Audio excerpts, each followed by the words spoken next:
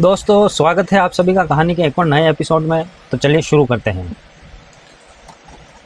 यह कहानी है, यह घटनाक्रम है बिहार की राजधानी पटना की। पटना में एक लोकेलिटी है, एक रिहायशी इलाका है जिसका नाम है बेगमपुर। और यह बेगमपुर पड़ता है पटना सिटी के बाईपास पुलिस स्टेशन की हद में।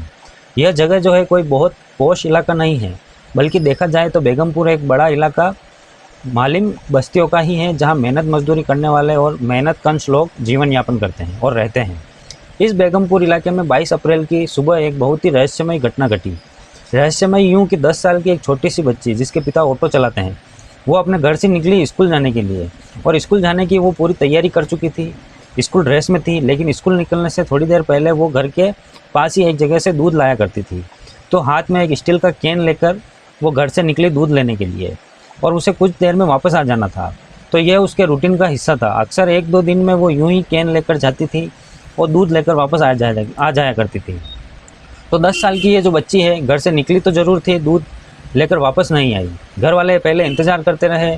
उनको लगा कि कहीं खेलने गई होगी, किसी सहेली से मिल रही होगी। लेकिन वक्त निकलता गया और इस लड़की का कोई पता नहीं चला। लड़की 10 साल की छोटी सी बच्ची है, उसके पास कोई मोबाइल फ़ोन भी नहीं है। घर वालों ने ढूंढना शुरू किया, आसपास के लोगों से पूछा, जहाँ से दूध लेकर आती थी वहाँ तक गए, लेकिन लड़की का कुछ पता नहीं चला। लड़की घर से निकली तो ज़रूर थी, लेकिन उसके बाद किसी ने उसको नोटिस नहीं किया। ऐसा कैसे हो सकता है? भरे रिहायशी इलाके में इस लड़की को अचानक इस तरह से गायब हो जाना, वो भी बहुत अजीब बात थी। घर वाले बहुत परेशान थे और वो पूरे दिन 22 तारीख के पूरे दिन वो लगातार अपनी बेटी को पूरा इलाके में ढूंढते रहे। यहाँ तक कि उन्होंने दूर दराज में जो नाते रिश्तेदार हैं, उन्होंने उनको भी फ़ोन कर डाला, यह पूछते हुए कि कहीं ऐसा तो नहीं कि ये बच्ची किसी के साथ आपके आसपास चली गई हो, या आप में से कोई ऐसा तो नहीं कि बच्ची को ले गया हो। लेकिन सारी कोशिशें जो हैं वो नाकाम साबित हुई। आखिरकार घर वालों ने परेशान होकर पटना सिटी के बाईपास पुलिस स्टेशन में जाकर और वहां उन्होंने अपनी बच्ची की इस रहस्यमय गुमशुदगी की रिपोर्ट दर्ज करा दी। अब बच्ची की गुमशुदगी का मामला, वो भी 10 साल की स्कूल की बच्ची स्कूल ड्रेस में, तो आप समझिए कि यह कितना नाजुक और कितना गंभीर था। पुलिस ने फ़ौरन इस मामले में एक एफआईआर दर्ज की। और ऐसे मामले जिन्हें बच्चे गायब हो जाते हैं, वो सीधे सीधे किडनैपिंग का केस बनते हैं, यानी बहुत गंभीर मामला होता है। कोई बड़ा आदमी अगर गायब हो जाए तो उसमें थोड़ी देर के लिए गुमशुदगी का एडॉप्शन के मामले चलते हैं, लेकिन बच्चों के मामले में पुलिस के ये दिशा निर्देश है कि कोई कोताही नहीं, बल्कि सीधे किडनैपिंग का केस ही रजिस्टर करें। तो पटना पुलिस ने इस मामले में केस रजिस्टर किया, उस बच्ची को ढूंढने की कोशिशों शुरू की। तो 22 अप्रैल की शाम से पटना पुलिस इस मामले में इन्वॉल्व हुई थी और बच्ची को ढूंढने की कोशिश कर रही थी। आसपास के पूरे इलाके में पुलिस ने सर्च ऑपरेशन चलाया, लोगों से पूछताछ की, लेकिन पुलिस को कोई खास कामयाबी नहीं मिली। एक दिक्कत यह भी थी कि जिस इलाके में ये बच्ची रहती थी और जिस इलाके से वो गायब हुई थी, वो इलाका ऐसा नहीं था जहाँ को जगह जगह कोई सीसीटीवी कैमरे लगे हों। अगर सीसीटीवी कैमरे लगे होते तो शायद पुलिस को उस बच्ची को ट्रैक करने में या उसकी लास्ट लोकेशन ढूंढने में पुलिस को मदद मिलती। लेकिन यह न तो मोबाइल फ़ोन था और ना सीसीटीवी कैमरे थे। तो पुलिस के लिए एक तरह से यह मामला बिल्कुल ब्लाइंड था, क्लूलेस था। लेकिन इसके बावजूद पुलिस जो है ह्यूमन इंटेलिजेंट है, उसके ज़रिए इस बच्चे को ढूंढने की कोशिश कर रही थी। रात निकल गई। 23 तारीख की सुबह की बस्ती के लोगों की नज़र एक गली पर पड़े एक चीज़ पर पड़ गई। वो चीज़ क्या थी यह तो नहीं पता, लेकिन वो कंबल में लिपटी हुई थी और देखने में ऐसा लग रहा था कि शायद इसके अंदर कोई लाश है, और लाश भी किसी बच्ची की या बच्चे की होगी। ऐसा इसलिए क्योंकि उसका साइज़ जो है वो पूरे एक बालिग आदमी की जितनी कद-काठी होती है उतना बड़ा उसका साइज़ नहीं था, छोटा साइज़ था, लेकिन कंबल में बंधा हुआ था, लिपटा हुआ था। अब जिस गली में, जिस इलाके में एक दिन पहले एक बच्ची गायब हुई हो, उसी बस्ती में एक गली में अगर इस तरह की कोई चीज़ मिले तो आप समझिए कि वहाँ कैसी सनसनी फैली होगी। देखते ही देखते उस पूरे इलाके में लोगों की भीड़ इकट्ठा हो गई। लाल रंग के कंबल में लिपटी हुई एक संदिग्ध चीज़ वहाँ पड़ी थी, जिसके लाश होने का शक हर किसी को हो रहा था। लोगों ने पुलिस को इन्फॉर्म किया और फ़ौरन जो पटना की बाईपास की पुलिस है वो फिर मौके पर पहुंची और पुलिस ने जो इन चीज़ों को अपने कब्जे में लिया। अब कुछ सफाई कर्मचारियों की मदद से पुलिस ने उस कंबल के बंधे रस्सियों को खोला, और खोलने के बाद सामने जो मंजर था उसे देखने के बाद वहाँ मौजूद लोग ही नहीं बल्कि पुलिस वालों के पैरों तले ज़मीन खिसक गई। इस कंबल के अंदर वाकई उस बच्ची की लाश थी, जिस बच्ची को अगवा किए हुए, गायब किए हुए 24 घंटे का वक्त गुजर चुका था। पहली नज़र में इस बच्ची की लाश को देखकर उसकी पहचान कर पाना बहुत ही मुश्किल था, क्योंकि बच्ची की लाश बहुत ही क्षत विक्षत हालत में थी, यानी बहुत ही बुरी तरह से बच्ची को टॉर्चर किया गया था, घायल किया गया था। उसके चेहरे को किसी भारी चीज़ से कुचल दिया गया था। उसे देखकर ऐसा लगता था। लेकिन जब यह खबर पूरी बस्ती में हुई, क्या बच्ची के घर वालों को नहीं हुई होगी? बच्ची के घर वालों को भी बात पता चल गई थी बात, और जब वो मौके पर पहुंचे, उन्होंने जैसे ही कंबल में लिपटी अपनी बच्ची के शव को देखा, वो बेहोश हो गए और दहाड़ मारकर रोने लग गए। माता पिता जो नाते रिश्तेदार थे, सारे लोग यह क्लियर हो गया कि जो बच्ची अगवा हो गई थी उसे किसी ने अगवा करके उसकी हत्या कर दी और उसका सिर किसी भारी चीज़ से कुचलकर उसकी जान ले ली गई। यह घटना लोगों को गुस्सा दिलाने के लिए काफ़ी थी।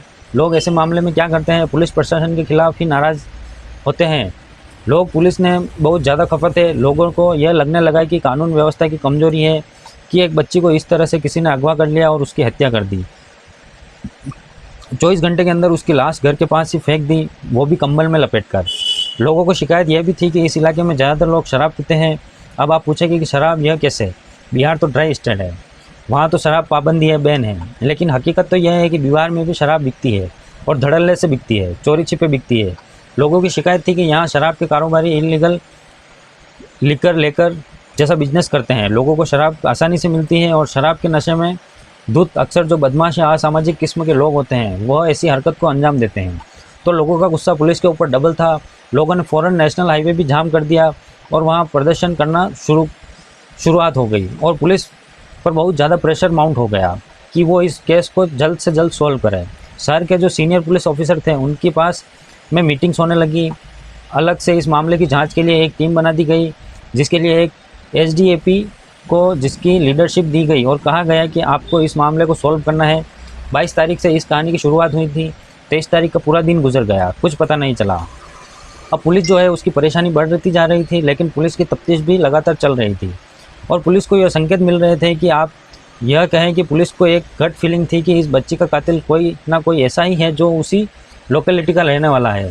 कोई दूर दराज से आदमी आकर इस बच्ची को अगवा करके उसकी हत्या कर गया होगा, ऐसा लगता नहीं था। अब बच्ची के घर वालों से जब बात हुई तो उनका कोई एनिमिटी, कोई दुश्मनी, किसी से रंजिश, कुछ भी ऐसा पता नहीं चला। तो ऐसा लगा कि बच्ची शायद किसी सिरफिरे आदमी के सॉफ्ट टारगेट बन गई।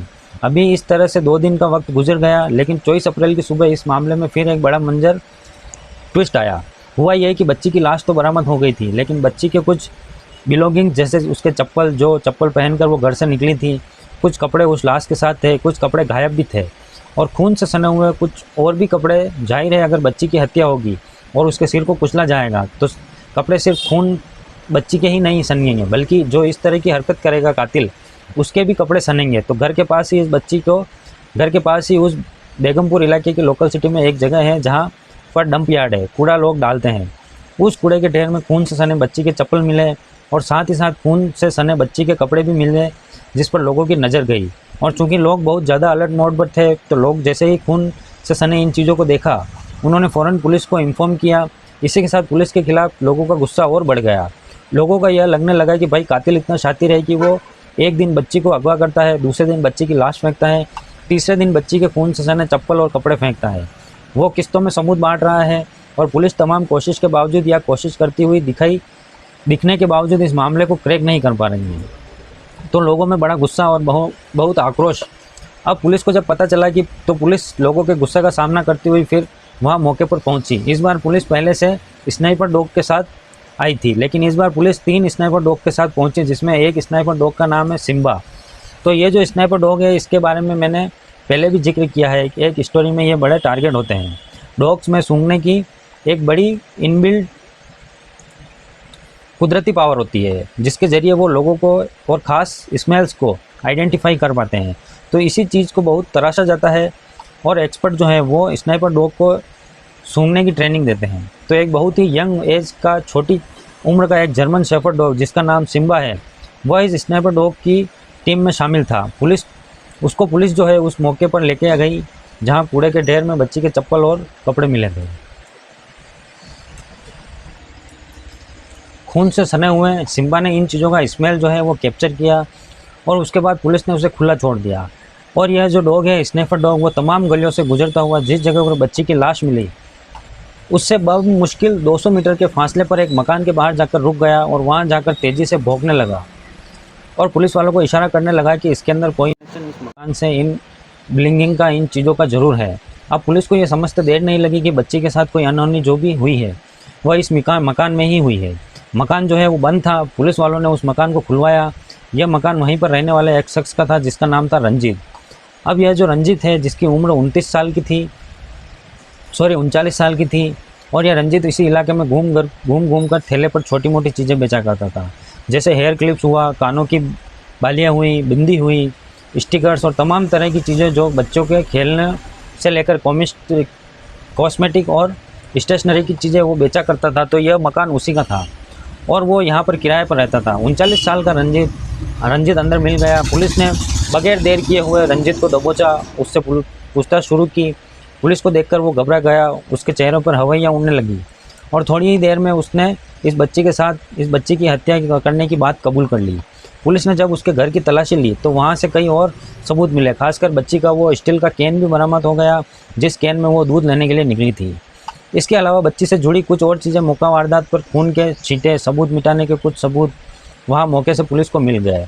और अब यह बियॉन्ड डाउट, कम से कम पुलिस को, अकॉर्डिंग टू पुलिस इन्वेस्टिगेशन, यह बियॉन्ड डाउट पुलिस की निगाहों में यह प्रूफ हो गया कि यह रंजित ही था जिसने इस बच्ची को अगवा किया और उसकी हत्या की।